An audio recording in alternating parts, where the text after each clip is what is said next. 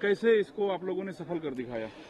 ये rescue operation आपने भी लगातार कई दिनों तक यहाँ पर रहकर देखा कि ये बहुत चुनौतीपूर्ण था और बहुत कठिन था। और कई बार ऐसा लगता था कि हम बहुत जल्दी जो है अपनी मंजिल तक पहुंच जाएंगे, मजदूर भाइयों को सबको बाहर निकाल लेंगे, लेकिन बीच बीच में कुछ इस प्रकार की परेशानी उसके अंदर आ जाती थी, समस्या खड़ी हो जाती थी। पहले दिन जब हमने इस पर काम करना शुरू किया तो ये लगा कि ये मलबा जो है जेसीबी और पॉकलैंड से आसानी से हटा लेंगे, और जितना हटाते थे मलबा उससे ज़्यादा ऊपर से आना शुरू हो जाता था। फिर हम पाइप लेकर आए, पाइप हरिद्वार से, देहरादून से पाइप इकट्ठे करे, पाइप डालने का काम हुआ, तो पाइप भी तेजी से आगे नहीं जा पाया कुछ जाने के बाद। फिर उसके बाद अमरीकी जो मशीन है, ऑगर मशीन लाई गई, उसको एयरलिफ्ट करवाया गया इंदौर से, हैदराबाद से, उड़ीसा से, कई जगह से जो है उसके मशीनरी लाई गई, लेकिन वो भी जो है एक दूरी तय करने के बाद फिर अटक गई। फिर दोबारा चलाई गई, फिर दोबारा चलाने के बाद अंदर मशीन फंसी गई पूरी तरह से, पूरी डैमेज हो गई, पाइप भी डैमेज हो गया, और ऐसा लगा कि अब तो चारों तरफ से रास्ता बंद हो गया है। फिर ऊपर से वर्टिकल डीलिंग शुरू की गई, वह भी जो है चली, लेकिन वो उतनी तेजी से नहीं चल पा रही थी। लेकिन फिर अंततः ये लगा कि यही काम हमारा दोबारा चलना चाहिए।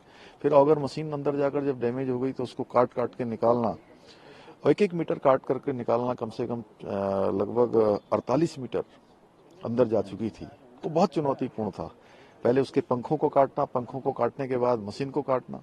जिन लोगों ने भी इसमें काम किया है, जो हमारे गैस कटर थे, इसके आए हुए टेक्नीशियन थे, उन्होंने बहुत जीवटता का काम किया और पूरी मशीन बाहर निकाली। मशीन बाहर निकालने के बाद तय किया कि अब जो है मैनुअल इसको आगे बढ़ाया जाएगा, और जो खुदाई करने वाले हैं वो मैनुअल जाकर आगे आगे जाकर देखते थे, फिर उसको पुशिंग का काम शुरू किया।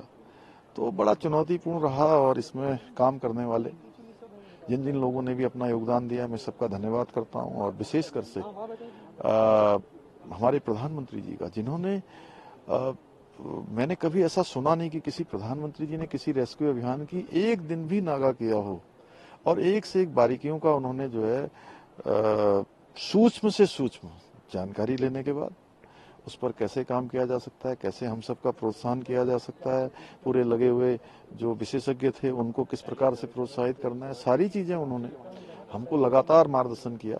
उसके कारण से हम इस कठिन अभियान को जो है सफल बनाए। बाबा बौखनाथ की भी बड़ी कृपा रही, उनकी कृपा से ये अभियान सफल हो पाया। एक सर महत्वपूर्ण सवाल है, इस दुर्गम पहाड़ी क्षेत्र में सबसे बड़ा जो सामर्थ्य भारत का दिखा, वो जगह जगह से हर चीज को जुटाना। अभी भी आप देखेंगे श्रृंखला से मशीन लगी पड़ी है, लगा जैसे पूरा भारत लगा पड़ा है संसाधन जुटाने में। देखिए, ये सब तभी संभव हो पाया जब हमारे आदरणीय प्रधानमंत्री नरेंद्र मोदी जी पूरे अभियान को रोज अपनी मतलब दिन के जो उनके कार्यक्रम होते हैं, उन कार्यक्रमों में एक उनका ये भी प्रमुख कार्यक्रम रहता होगा कि इस अभियान को रोज जो है मॉनिटर करना। उसी के कारण से पूरे देश से सारी मशीनरी आई, विशेषज्ञ आए, दुनिया के विशेषज्ञ आए।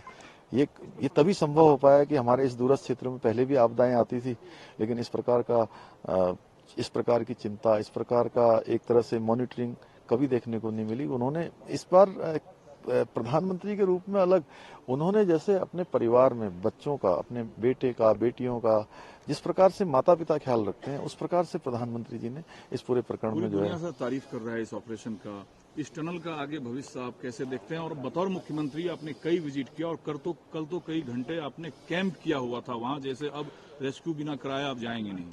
नहीं, कल मैं दिन में प्रातःकाल में वहीं था 10 बजे तक, और 10 बजे जाने के बाद फिर से मैं 1 बजे वापस आ गया था, और 1 बजे से लेकर थोड़ी देर के बाद लगभग 1:30 बजे मैं चला गया था, और लगभग 9, साढ़े 9 बजे जब अभियान पूरा हो गया उसके बाद ही बाहर निकला। तो मुझे लगता है कि चूंकि हमने पहले ही कहा है कि इन सब का हम जितने भी इस प्रकार के हमारे प्रोजेक्ट चल रहे हैं सबकी समीक्षा करेंगे, और भारत सरकार भी अपने स्तर पर सबका सेफ्टी जो ऑडिट है वो करवाने का निर्णय वहां से हो चुका है।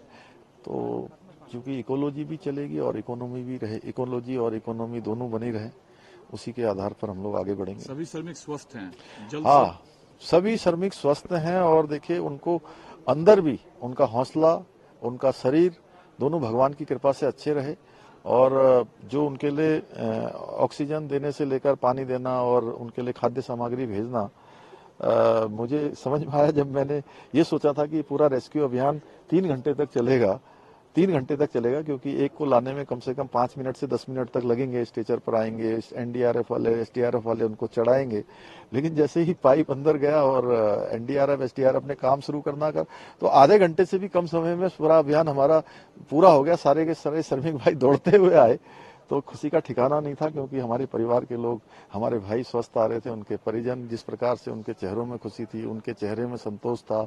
और वो कह रहे थे कि हमको पहले दिन से विश्वास था कि हमको कुछ नहीं होगा, क्योंकि जिस दिन से आप लोगों ने बात करना शुरू कर दिया था, हमारी चिंता दूर हो गई थी, हम निश्चिंत थे अंदर। एक सर आखिरी सवाल, आप तो खैर युवा मुख्यमंत्री हैं, युवा सामर्थ्य भी उत्तराखंड का दिखा, जो कि युवा राज्य है उत्तराखंड भी, और अद्भुत सामर्थ्य इस राज्य ने दिखाया। हाँ, निश्चित रूप से देखिए, ये हमारा जो हिमालय है, ये हमको प्रेरणा देता है, हिमालय की तरह अडिग रहना है, हिमालय की तरह आगे बढ़ना है।